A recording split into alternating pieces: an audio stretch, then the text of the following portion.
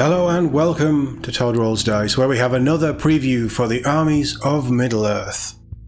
This is the designer's notes, the army lists, and I have to say, you've seen the thumbnail, you'll know why I'm excited, but there is some really cool things in here. I've just skimmed over it, so we're going to go through this together, but let's get into this one, because I know that so many of us have been waiting for this. On Monday, we gave the fans of Middle-earth strategy battle game a taster of the profile changes coming in the new Armies of Middle-earth supplement. Lead Games designer Jay is back again to discuss some of the new army lists.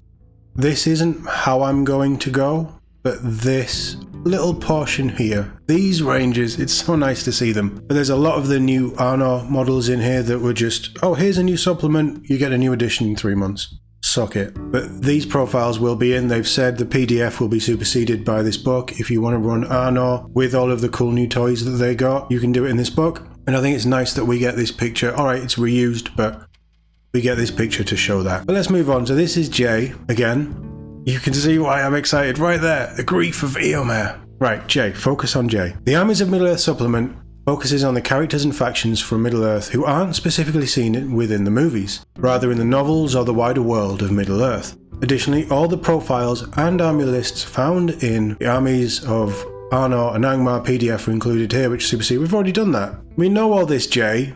Speak new things to us. In this edition, profiles were separated into army lists that allow players to form armies from the most iconic battles, alliances, and factions from across the history of Middle-earth. It was a contentious move. Personally, my stance on it is I don't mind it, but I know that it has severely degraded list building for a lot of people.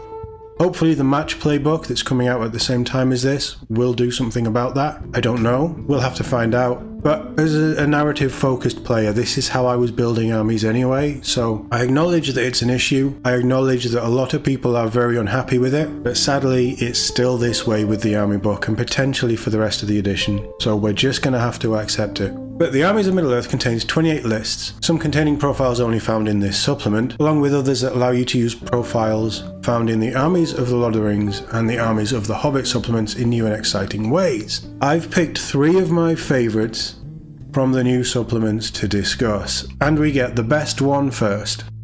The Grief of Eomer. You can probably work out where this happens in the films. Stunning. Absolutely stunning.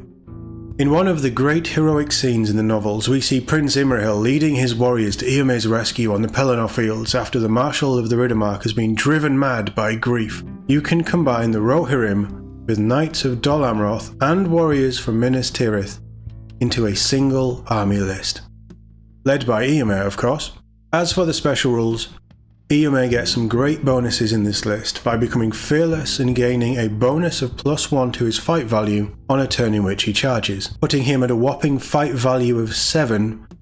Eomer has never had it so good. The stars are he's not having a good time. His uncle, the king, has just been killed. He's gone crazy and is just cutting through everything enraged. Additionally, friendly Gondor models may reroll to wound rolls of 1 when they charge. That's something I don't like in this edition, the amount of rerolls, making it a bit easier to punch through enemy lines to reach Eomer. I love everything about this. The Pelennor Fields is probably my favourite sequence in the Return of the King book. I like the battles are really cool. There's a lot of them that I love. Helm's Deep obviously stands out in the film and the books, but Pelennor Fields I think is the greatest battle in the books because there's so many elements. It's where all of the characters are like drawn together and so much happens. This is the kind of thing that I want to see. You could do an all-cavalry army of Gondor, Dol Amroth and Rohan, led by a fearless Eomer. Sounds nasty. Kingdom of Khazad-dûm. The Khazar Guard are different, aren't they? Yeah, okay. Oh, the Dwarf Rangers, I remember those. Dwarves are back in force in Armies of Middle-earth, and in particular within the Kingdom of Khazad-dûm army list. Many of the profiles have had some subtle tweaks, but it's its special rules that really make this list stand out. Friendly models get to re-roll, here we go again, to wound rolls of a 1 thanks to their exceptional weaponry, and certain dwarves also have the Dominant 2 special rule. Additionally, the Stubbornness of Dwarves special rule allows a single friendly Khazad-dûm model to reroll a single d6 in a dual roll if their side has rolled fewer dice in that dual roll, really showcasing the stoic defiance of dwarven kind in the face of overwhelming odds. It's quite a nice themey rule. To top it off, you can also place 2 dwarven mirror markers on the board at the start of the game. These give a number of benefits from illuminating areas of the board, making their models harder to hit within shooting attacks, and even providing negatives to the courage tests of enemy orc and goblin models nearby. Interesting. Yeah, very interesting. Dwarves are going to be tough. I think there's going to be a lot of dwarves around. Oh, this book is hopefully, I think I'm putting too much on this book, but this book is hopefully going to just put the edition back to where it should have been at launch. Umber. A lot of these models, even with the dwarves as well, but a lot of these models are coming up this weekend as well, so you can pre-order them.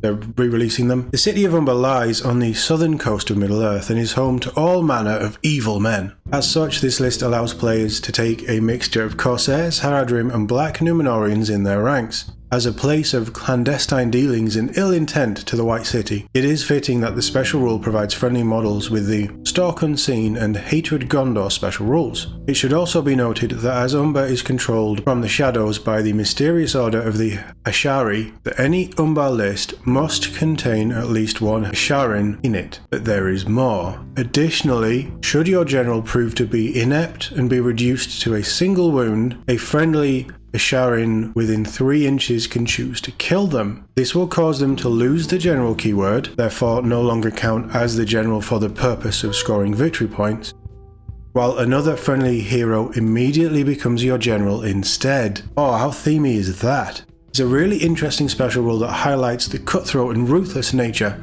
that all live by in this city of Umber, and they have some stunning models. The Corsair models are a little ropey, I think, although did they redo them as in plastic? They may have redone them, but yeah, that, again, really narrative, really themey, and some fun stuff. I like the sound of this.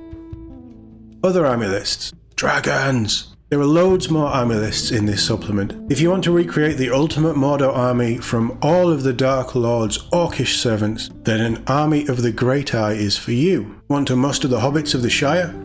Check out the Battle of Bywater and its collection of hobbit heroes. And if you've ever wanted an army solely of dragons, then the Dragons of the North list has you covered. Legions of Middle-earth. The final section of this supplement allows players to use many profiles in army lists from the Armies of the Lord of the Rings or Armies of the Hobbit, giving players new ways to play their existing armies by adding in new heroes and warriors. Each entry outlines which army lists the profile can be used in, and what heroic tier they are in case of heroes, which again breathes life into the movie-focused army books and makes them even more, I was going to say interesting, I don't know if interesting is the word, but certainly there's a lot more going on for list building and options, and it further fleshes out what you're going to be able to do with your armies, which may help to counteract the list building issues that people run into.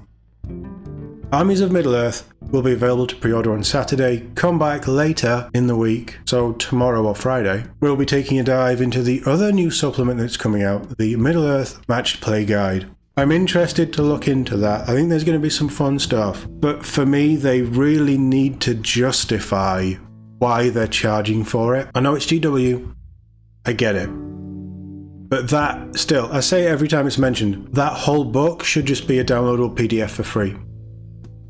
So I'm interested to see if what we see in there is actually interesting. So with this Armies of Middle-earth supplement, you will probably need Armies of Lord of the Rings and Armies of the Hobbit if you want to go down those routes to get the most out of it. You guys probably already know that.